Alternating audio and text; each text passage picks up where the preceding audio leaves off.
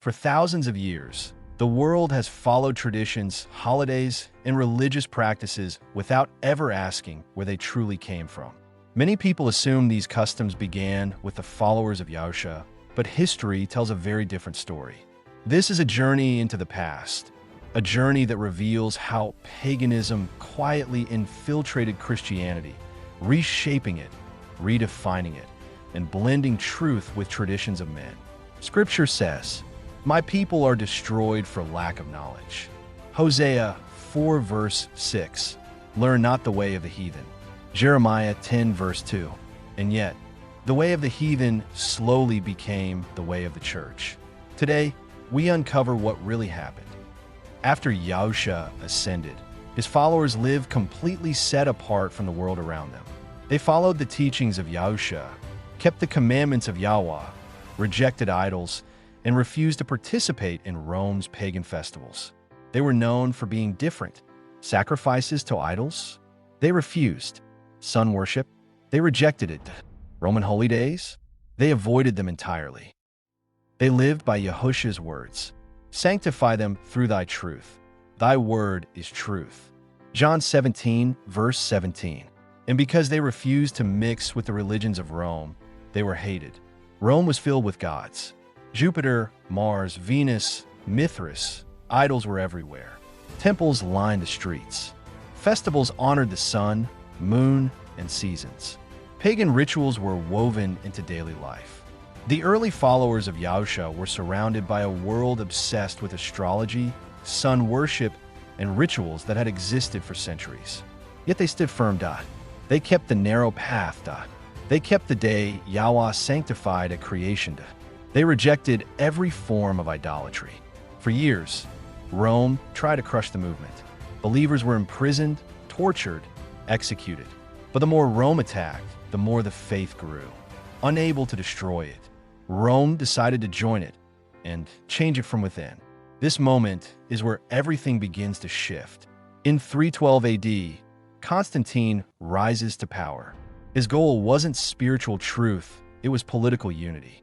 He needed one empire, one government, and one religion that everyone could follow without conflict. So he blended the faith of Yahusha with the traditions of Rome. This wasn't conversion, it was merger. Historians call it the birth of Roman Christianity. The first major change came in 321 AD. Constantine issued a civil decree on the venerable day of the sun. This was the day dedicated to Sol Invictus, the sun god of Rome. The seventh-day rest, established by Yahuah in Genesis, was replaced by the sun god's day. This wasn't a small change, it was the first open doorway through which paganism entered the faith. Before Constantine, believers met in homes, simple gatherings focused on prayer, scripture, and community. After Constantine, large Roman basilicas, previously used for imperial rituals, were converted into churches.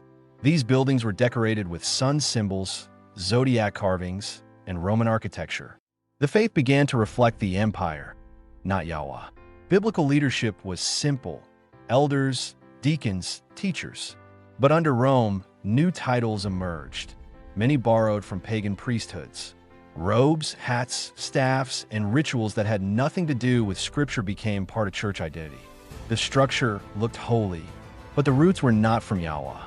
The early followers rejected images and idols entirely, but Rome embraced them.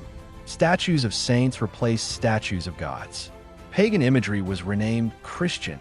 People began kneeling, praying, and lighting candles before images, practices forbidden by Yahuah in Exodus 20. Slowly, people forgot where these customs came from. Rome realized that if they wanted pagans to convert, they didn't need to remove their festivals, just rename them.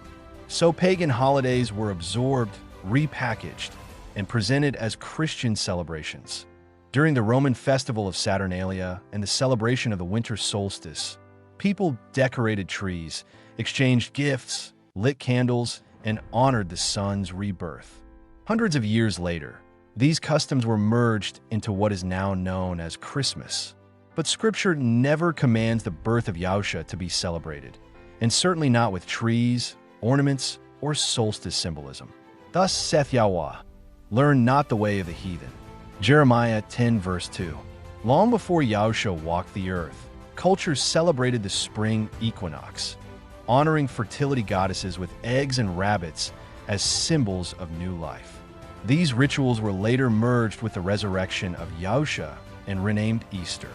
But the word Easter appears only once in the KJV, and it refers to a pagan celebration, not the resurrection.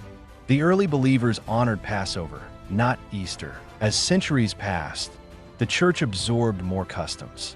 Lent, Ash Wednesday, halo symbols, holy water, rosary beads.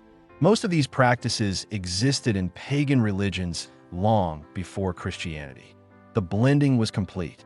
Yahusha said, "In vain do they worship me, teaching for doctrines the commandments of men."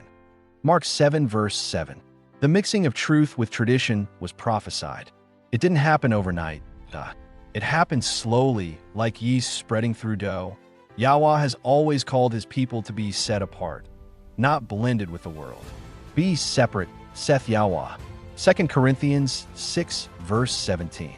We are not called to follow culture. We are not called to follow tradition. We are called to follow truth. This message is not to condemn, but to awaken. Many traditions people follow today came from a time when Rome merged pagan practices with the faith. But Scripture invites us to return to the ancient path, the path of the early followers of Yahusha. A faith rooted in obedience, not tradition. A faith rooted in Scripture, not culture. A faith rooted in Yahuah alone. Paganism entered Christianity quietly. But truth is rising loudly. If you seek Yahuah with all your heart, he will show you the difference between his ways and the world's ways. The question today is simple. Will you follow the traditions of men or the truth of Yahuah?